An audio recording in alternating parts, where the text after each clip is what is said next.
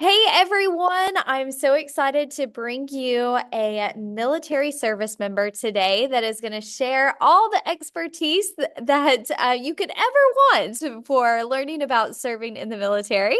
So we're so excited to have you with us. Would you mind taking a few minutes and introducing yourself, telling us who you are and what you do? So my name is Alum. I am a CW2 in the United States Army. I am an automotive maintenance warrant. So I typically would run a motor pool.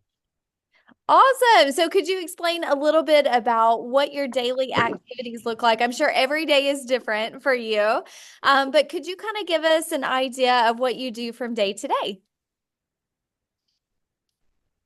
So on a typical day when I'm running a motor pool and actually working in a motor pool, I would actually be just managing the military equipment from weapons, ammunition, or weapons, vehicles, power generation, like all of that type of maintenance. I'm managing it. I'm making sure that they're repairing it, making sure the soldiers are actually ordering anything that might need to be ordered for it. And just I'm essentially managing a motor pool, just like you would at you would see at a dealership. When you have a service manager, that's kind of what I'm doing. I'm managing the whole maintenance. As of right now, for the last year and a half, and for the next 1 year, I'm actually working at a U.S. Army case officer, where I work with the horses that we use at Arlington National Cemetery to transport soldiers to their final resting place. Okay. So I guess my next question for you is obviously, this isn't what you started out doing from the very beginning. So could you kind of take us through your journey from when you graduated high school to where you are now? So I graduated from Central High School.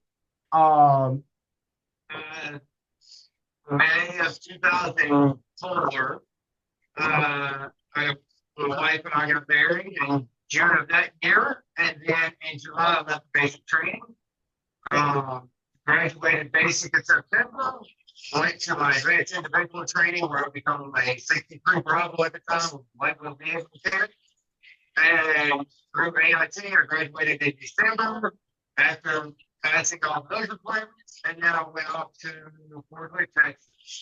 And really, I've worked in a motor pool most of my career. A few exceptions. I was an instructor for a little bit, actually taught a professional development school. And other than that, it's been all about maintenance and working on trucks and learning the automotive pro. Yeah. So, what would you say has probably been the best aspect of your time serving in the military? Um, the people you meet, the places you go, um, on a more personal level, like the healthcare is amazing. Um, Really, all of it. Like, I mean, you get to meet a lot of people. You get to meet a lot of people that are good and a lot that are bad. You have good leaders, you have bad leaders. The thing is, you just got to stick with it a lot of times and start to understand how to work with everybody. But I mean, I've been to Korea. I actually went to the Olympics in Korea in 2018. I actually got to go to the Olympics because I was stationed in Korea at the same time, and it cost me $100 to go see something that most people will never see in a lifetime. Yeah. So, it sounds like you've had some pretty incredible experiences during your time in the military. Yes, ma'am. Yeah.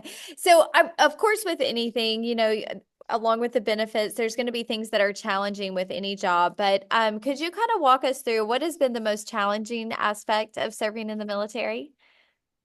Um, the strain that it puts on you and your family, and I don't mean like mom, dad, aunts, uncles, brothers, sisters, like just the strain that it puts up between you, your wife, your kids. I mean, I joined the army without kids. We had our first kid in 2005.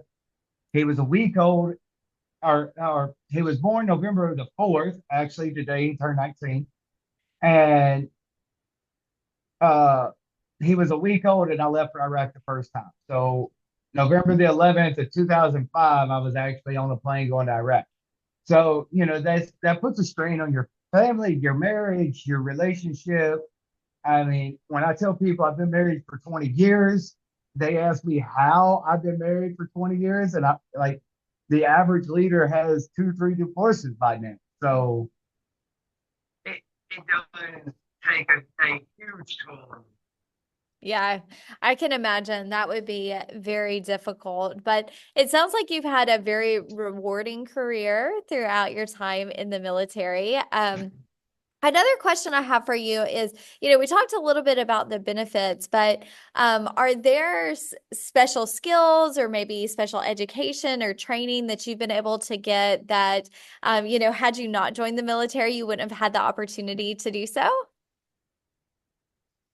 I've had a lot of training through my career, my 20 long years. I've had a lot of training. Um, I actually just completed end of last year our basic horsemanship course. So I'm actually certified in the Army to ride horses. Yeah. Uh, oh man, there's so many. I am actually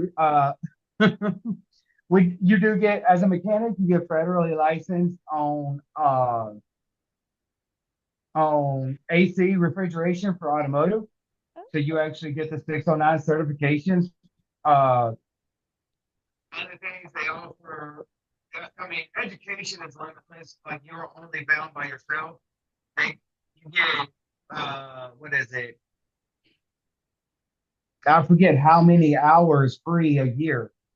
So, I Oh, mean, you could literally, I did my associate's degree in like 18 months.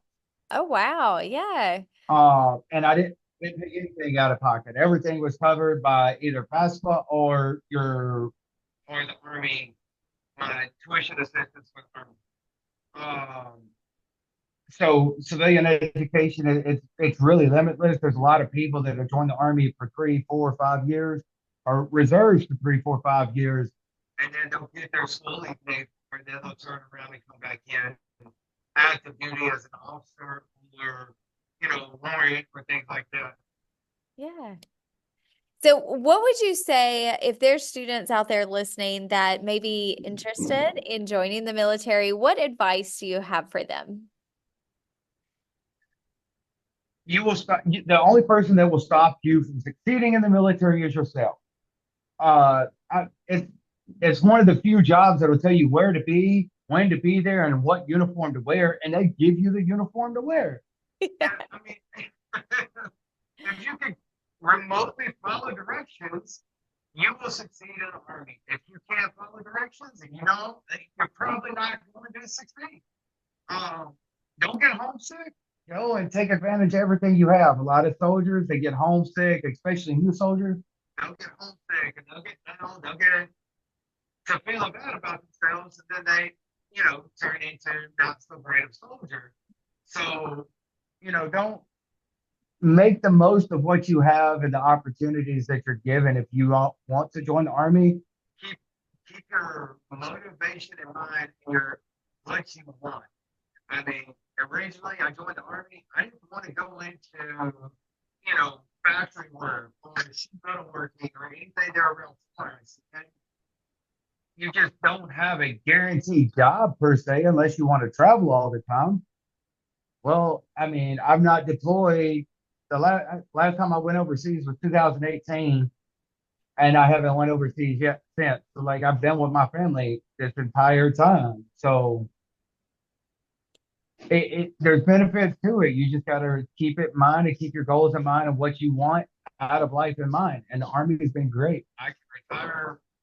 I actually, here's last July. I went warrant very late in my career, so I still owe them about 2.5 years.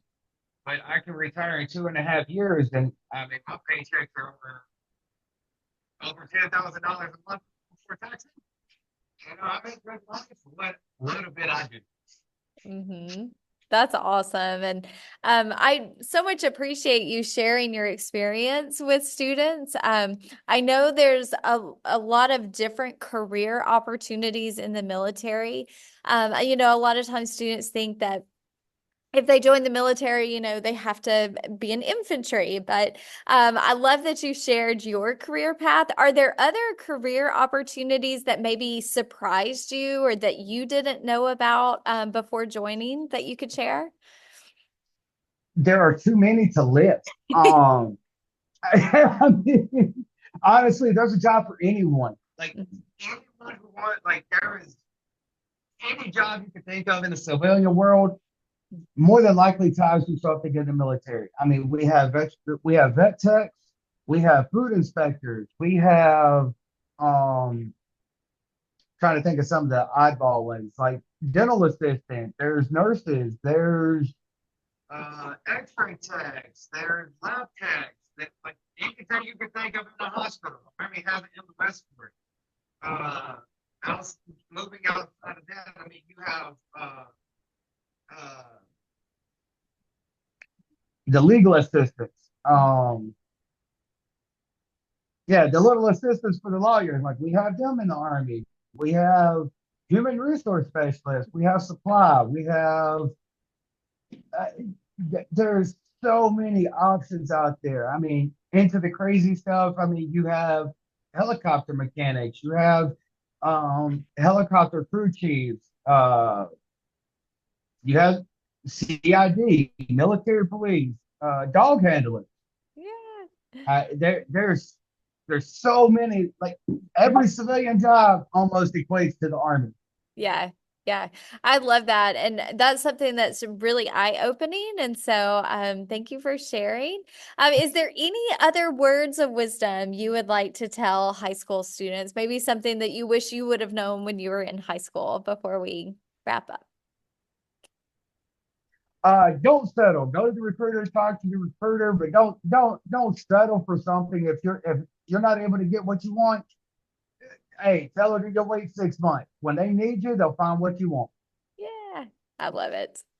Well, thank you so much for your time today. I hope you have a good rest of your afternoon and we'll chat soon. Yes, ma'am.